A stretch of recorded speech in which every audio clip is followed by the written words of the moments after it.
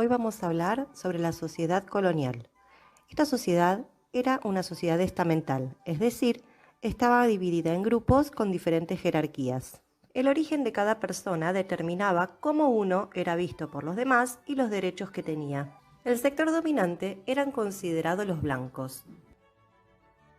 Este grupo estaba formado por los españoles nacidos en España, también conocidos como peninsulares.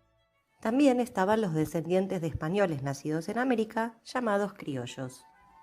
Los pertenecientes a estos grupos eran los únicos que podían acceder a cargos políticos. Es decir, que eran los que tomaban las decisiones y establecían las normas. También eran los que poseían las riquezas, ya que manejaban el comercio y la minería. Con el tiempo empezaron a acumular tierras, lo que les permitió desarrollar la agricultura y la ganadería. Aunque los criollos pertenecían a este grupo, no podían ocupar los cargos políticos más importantes, lo que generaba que haya una gran tensión entre ambos grupos.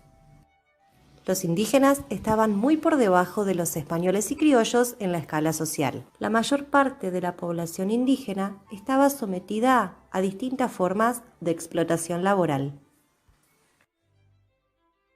Al principio fueron utilizados como sirvientes, mineros y agricultores.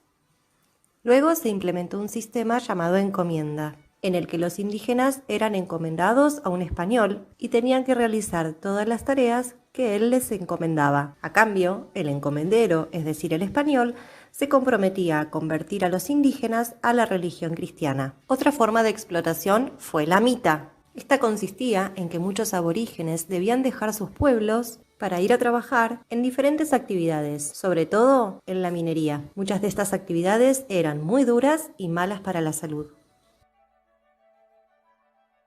Los europeos estaban en la búsqueda de mano de obra que pudiese trabajar en las plantaciones y en la minería, ya que luego de su llegada al continente americano, la población de nativos había disminuido drásticamente. Por esta razón, empezaron a comprar esclavos en África para luego llevarlos para América. Alrededor de 10 millones de africanos fueron despojados de su hogar y llevados para el continente americano. La mayoría iba para el Caribe o Brasil, en donde habían grandes plantaciones de caña de azúcar y cacao en la que los hacían trabajar. El esclavo era considerado propiedad del amo, quien podía hacer con él lo que quisiera, ya que no tenían derechos. Eran obligados a trabajar muchas horas por día sin descansos y en condiciones muy duras. Es por eso que tenían una expectativa de vida muy corta.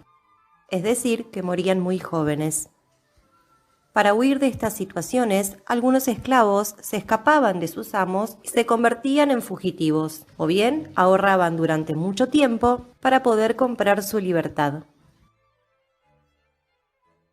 Cuando los blancos, indígenas y africanos comenzaron a entrecruzarse, comenzó el mestizaje, es decir, la mezcla de razas, también llamada castas. Se denominaban castas a las personas nacidas de las mezclas de razas. A una persona nacida del mestizaje de un afrodescendiente y un indígena se lo denominaba sambo. Al hijo de un indígena y un blanco se lo llamaba mestizo.